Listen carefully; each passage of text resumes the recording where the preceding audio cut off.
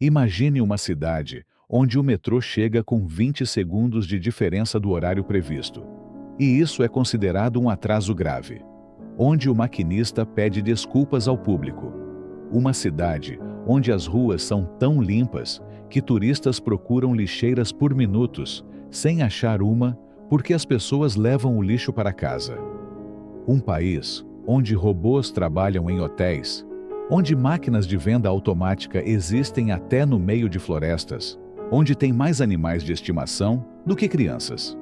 E, ao mesmo tempo, templos budistas com mais de 1000 anos, samurais que existiram até o século XIX, uma língua com 3 alfabetos diferentes, usados ao mesmo tempo. Como um país consegue ser tudo isso ao mesmo tempo? Esse é o Japão. E essa é a pergunta que a gente vai responder hoje. Esse é o Fora do Atlas. Hoje a gente mergulha fundo no Japão, não o roteiro turístico, mas a história, a lógica e os paradoxos de um país que não se parece com nenhum outro no mundo. Vamos juntos! 6.800 ilhas e um dos países mais sísmicos do mundo. O Japão é um arquipélago de 6.800 ilhas no Oceano Pacífico, ao leste da Ásia. As 4 principais Honshu, Hokkaido, Kyushu e Shikoku concentram quase toda a população de 125 milhões de pessoas. Mas a posição geográfica do Japão tem um preço altíssimo. O país está sentado no Anel de Fogo do Pacífico, a zona de maior atividade sísmica e vulcânica do planeta. O Japão registra cerca de 1.500 terremotos por ano. A maioria é imperceptível, mas não todos. Em 2011, um terremoto de magnitude 9,0, o 5º mais forte da história registrada, sacudiu o nordeste do país. Gerou um tsunami com ondas de até 40 metros. Causou o acidente nuclear de Fukushima. Matou quase 20.000 pessoas.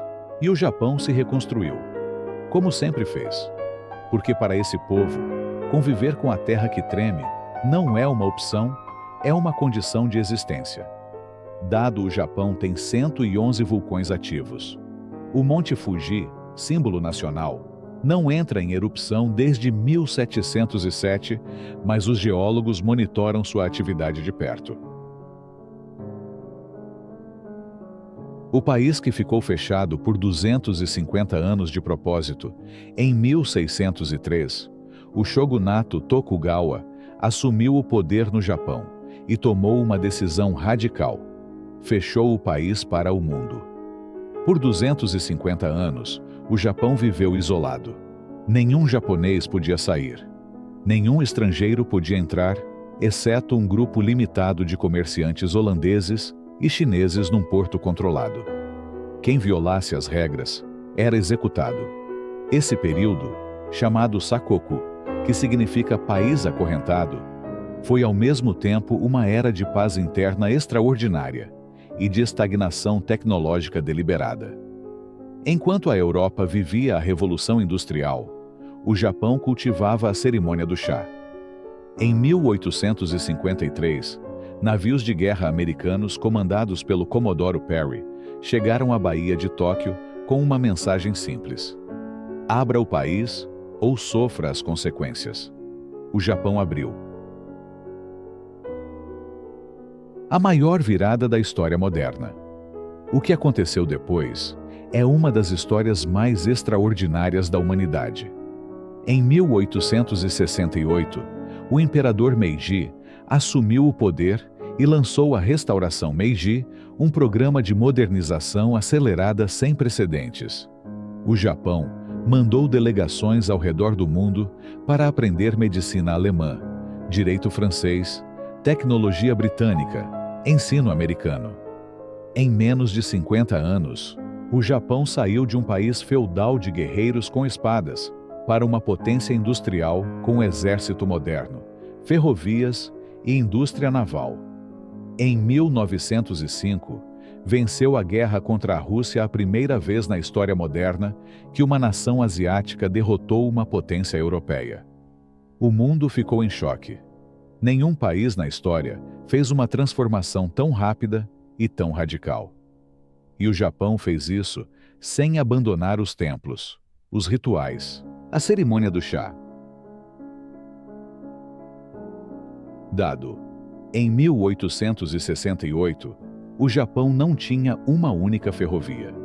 Em 1912, ao final da Era Meiji, tinha mais de 9.000 quilômetros de trilhos.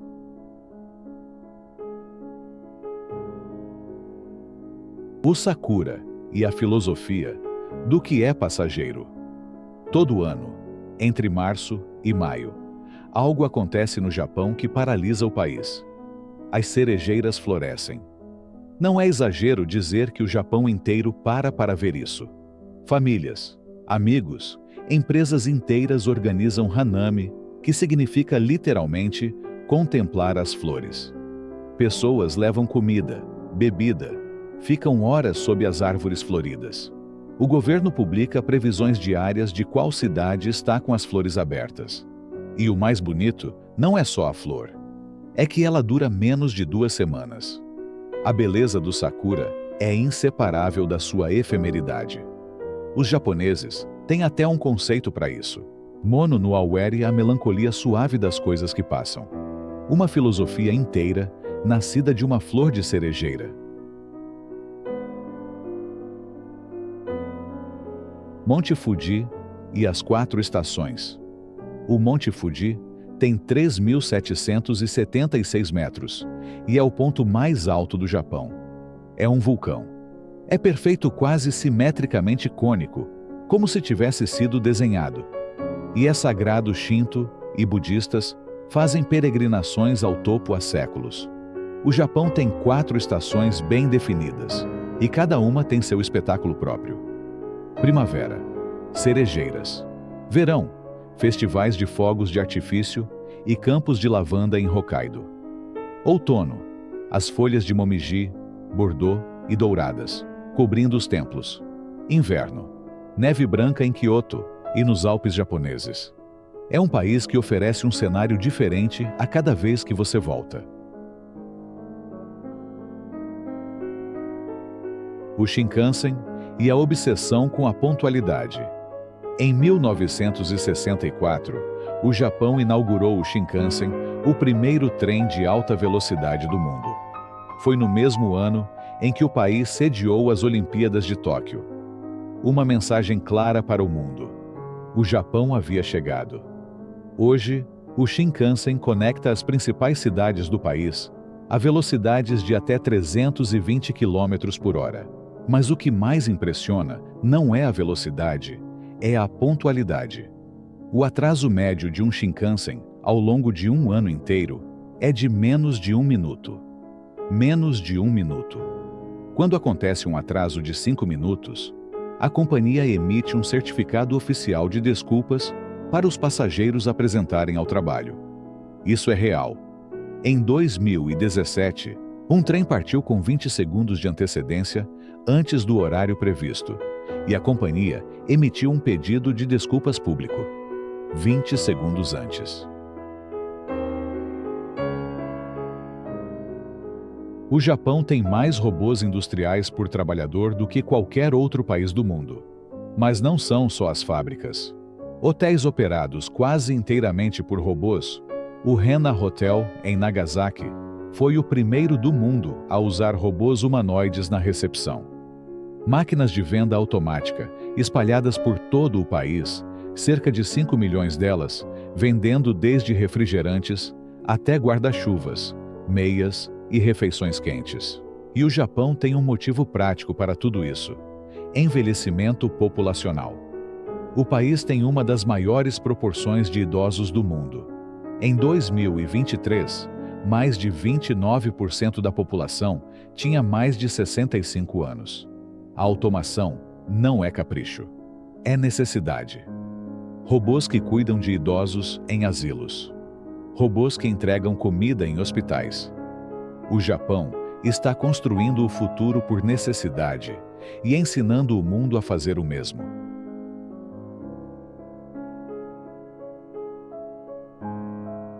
O país mais seguro do mundo e o mais silencioso. O Japão é consistentemente listado entre os países mais seguros do planeta. As taxas de crime são tão baixas que crianças de 6 e 7 anos andam sozinhas de metrô em Tóquio para ir à escola. Isso não é exceção. É rotina. E nas ruas, nos trens, nos restaurantes, silêncio. Não é frieza, é respeito. No metrô, falar no celular é considerado rude. Os japoneses preferem mandar mensagens. Há uma cultura profunda de consideração pelo outro chamada omoiyari, que permeia cada interação social. A maioria das pessoas leva o próprio lixo para casa, porque as lixeiras públicas são raras. Não porque são obrigadas, porque entendem que a cidade é de todos. Palavras japonesas que o resto do mundo não consegue traduzir. A língua japonesa revela muito sobre como esse povo vê o mundo. Komorebi, a luz do sol filtrada pelas folhas das árvores. Não é só luz entre as árvores, é a beleza específica desse momento. Wabi-sabi, a beleza imperfeita das coisas envelhecidas, desgastadas, incompletas. Uma xícara de chá rachada pode ser mais bonita depois da rachadura, especialmente se a rachadura for reparada com ouro, numa técnica chamada kintsugi. Ikigai, o motivo pelo qual você acorda de manhã. Sua razão de existir.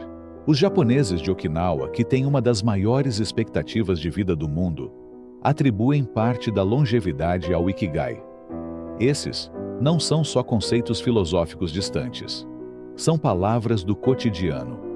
O Japão construiu uma cultura onde a beleza do efêmero, a imperfeição e o propósito de vida têm nome próprio. Depois de tudo isso, a história, a tecnologia, a natureza, a cultura, há um fato que, para mim, resume o Japão melhor do que qualquer outro. Em agosto de 1945, 2 bombas atômicas foram lançadas sobre o Japão. Hiroshima, Nagasaki. O país estava destruído. A Segunda Guerra Mundial havia terminado com o Japão rendido e em ruínas. 78 anos depois, o Japão é a 3ª maior economia do mundo. Tóquio é uma das cidades mais seguras, limpas e funcionais do planeta. O país que foi devastado por bombas nucleares agora tem usinas de energia e tecnologia de ponta. O país que perdeu uma guerra total reconstruiu tudo e construiu mais. Hiroshima hoje tem um Museu da Paz que recebe milhões de visitantes. E no jardim do memorial, há uma cerejeira plantada porque os japoneses sabem, melhor do que ninguém, que a beleza mais poderosa é aquela que floresce depois da destruição. Wabi-sabi, kintsugi. O Japão não só filosofou sobre a beleza da imperfeição e da reconstrução, viveu essa filosofia no nível de uma nação inteira.